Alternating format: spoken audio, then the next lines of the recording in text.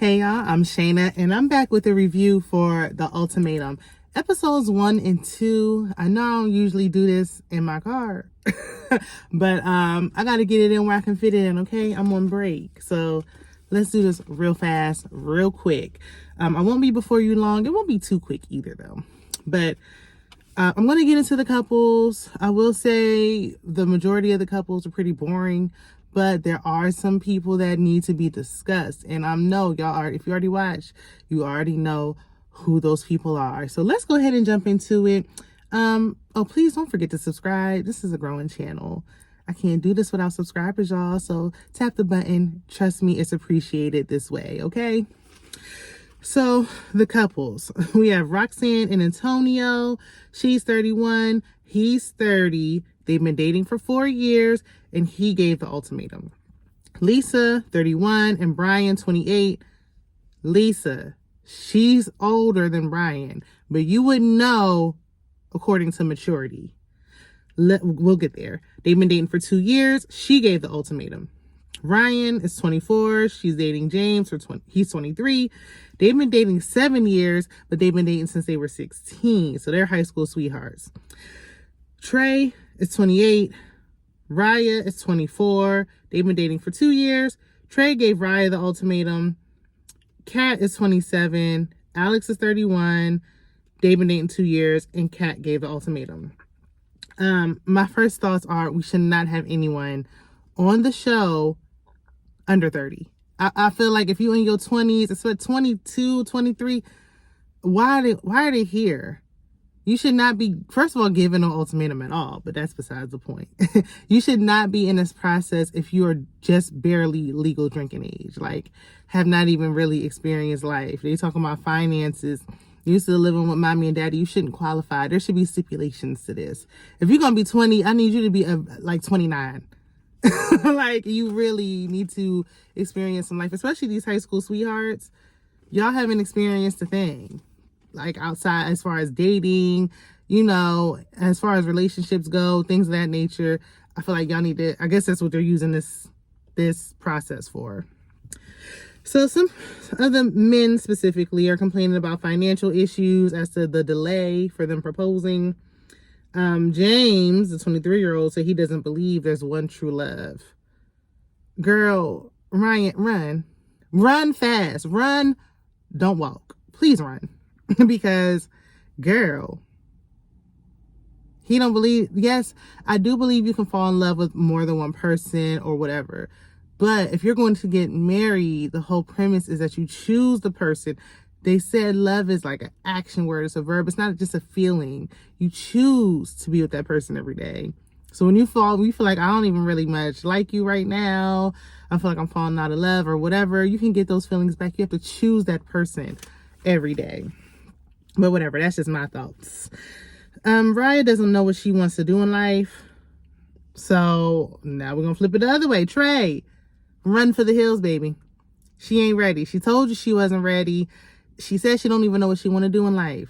Why? What do you got her living up in your house and you providing for her, and she's talking about she don't even know what she want to do.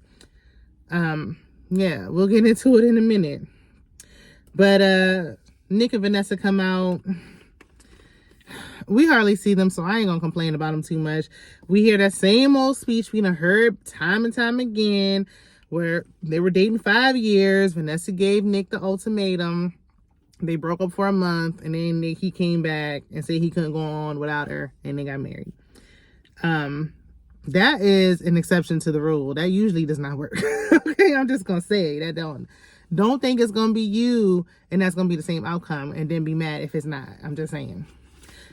So the couples will break. If you haven't watched it before, the couples break up for 3 weeks. They move in with somebody else, and then after those 3 weeks are up, they go back to their original partner. They live together for 3 weeks. Half of them already playing house anyway. So they already know what it's like to live together. So, I mean, if that ain't making you rush the process, what will? Anyway, they go back to their regular people who they came in with, and then they have to make a decision. So this is only episodes 1 and 2. I'm going to go off what I see. Now, let me get there because, you know, when it's still in the beginning, it's hard to remember their names. Trey and Raya. Raya, because everybody's talking about, oh, you know, they in a room the night before, whatever. Raya is like, look, I don't know. What if I can't give you what you want? I'm still trying to figure myself out. Like, she work at Hooters, okay? She don't know what she want to do career-wise. She don't even know she want to have children. And he like, I just want you. So it's not even about that. Now, I'm going to just jump ahead a little bit. Because, you know, all the couples was mixing and mingling. Raya and Brian, they're closer in age, too. Because she's 24, he's 28. He's close, you know. They're both in their 20s versus Lisa, who feel like her biological clock is ticking, and it ain't, but she acting like it is. But she was connecting with Brian, and she told him one of the reasons why she felt like she doesn't know about carrying children is because she had lost a baby. She had a miscarriage. So 2 years ago, I don't know if it was with Trey or someone else, but she got pregnant. She didn't hear a heartbeat, and so she lost a baby. So she don't want to go through that trauma again. And if y'all watched my reviews before, I just said on my Real Housewives review that I lost my first child at not a miscarriage. I went into like early labor at 20 weeks, and it is very traumatizing losing a child. Everyone processes it differently. Some people feel like, well, I need to definitely have another child right away to cope. Some people are like, listen, I don't know if I can even fathom going through this again. And that's where she's at with it. So it's definitely sorry to hear that happened to her. Wouldn't wish it on anyone. But that's, you know, there's reasons to why she is the way she is. Because she said she used to want a large family until that happened, and now she seemed like she really just don't want to have no kids. Like, she needed to just be like, listen, like, I don't want none, and that's it. And just be with somebody who's okay with that. But that's not him. He said he wants a family. He said, I want you. He didn't say he don't want no kid. A person who don't want no kids should not be with somebody who does. It just, no. Because either you're going to have a child and somebody's going to be resentful, or you're not going to have a child and somebody's going to be resentful. So I feel like, just don't even do it unless y'all both get on the same page. Lisa. Girl. Here I was thinking she was going to be the mature one. She talking about she a six-figure chick and all this stuff. It don't matter what figures you make. Like, she was acting like she got to explain what she brings to the table. How many times these men got to tell us they don't care about that? The only man that cares about something like that is a man who's trying to use you for your money, a gold digging man. Otherwise, you making six figures and all that stuff. I guess as he said, finances, he wants to feel financially secure, not what you bring to the table financially. She's up there the night before, tossing and turning and feeling away because she just can't even process the fact that he'll be dating other women, which is a process she signed them up for. She gave the ultimatum and she chose to go on the show. Now she can't stomach it. And there's a whole lot of, she's giving very much DV, and it's not cool on either side. It's not. It ain't. Everybody should be keeping their hands to themselves. Shouldn't be making no threats. She done told him, you know, don't make me come across this table. Don't make me. She talks to him like he's her child. Well, she said it at the table when everybody, after they were mixing and mingling, and she was like, everybody's like, well, how was your date? And she's like, specifically Brian, like, who are you connecting with? How was your date? And he was like nervous because, you know, he's a victim. And she was like, oh, well, you know, she was getting, Debo was Deboing. She's talking about, well, who are you connecting with? Don't make me, boy, don't make me. I will go upside your head. Girl. If I was his fan, I hope his mother called him right away. Like, please don't do it with her. She can't come to my house. No family functions. No, we don't accept her. Because she's too much. Because if it was the other way around, it would be a major problem. It would be a big deal.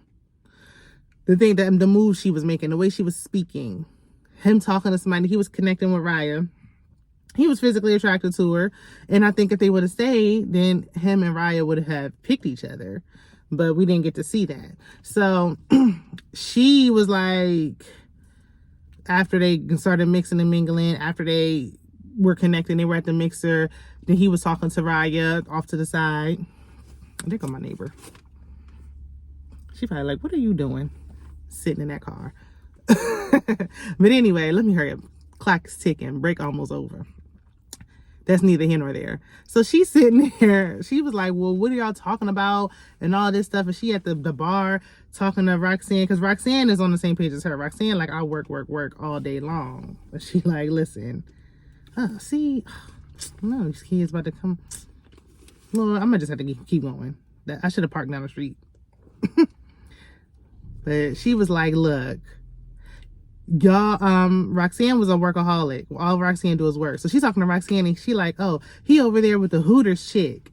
He over there with that Hooters girl, the Hooters worker. Like, girl, why are you tearing down another black woman? So she's not good enough because she work at Hooters? According to Lisa, she's not, because she starts spazzing on him unprovoked. No rhyme or reason at all. Just started just yelling at him, mushed him in the face. Mushed him in the face because he was talking to Raya. He's attracted to Raya and she don't feel like she brings nothing to the table. She don't think she good enough. Raya ended up running off crying. There's a whole bunch of them.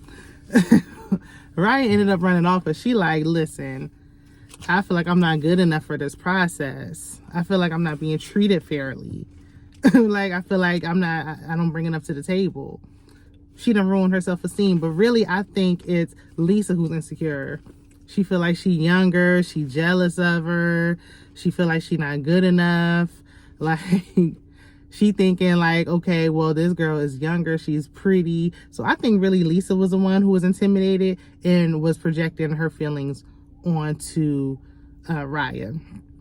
Now, they got done that, and the next day, Raya was still talking to Brian. They were still connecting. She was sharing. He was sharing. Lisa was connecting with Trey, and Trey was like, I have so much in common with you. Listen, I wouldn't have been saying nothing to her after I'd have seen that mush in the face. Don't give her no opportunities. I would not even think about giving her a chance, because if she did it to him, Trey, she'll do it to you. But he was like, okay, well, I like her. I have more in common with her than I do with Raya. He really don't got nothing in common with Raya. He just likes her, but he don't have nothing. He said they don't talk about anything. They don't connect. So what do you like about her besides her physical? What else do you like about her? I heard what he don't like about her, but I didn't hear what he does like about her. But Lisa felt like she just couldn't take it no more. She was like, look, after she started arguing with him, after she mushed Brian in the face, I think it was the day before, she was like, oh, you can't even learn from her. You can't even learn from her. He didn't come to learn. He came to find a connection, to find out if he want to propose to you. You talking about you ain't learn from her. She can't do nothing for you. I could see if it was Roxanne, somebody who's into getting money, but you going with this girl who work at Hooters who can't do nothing. He don't need nobody to take care of him. He don't need another mother.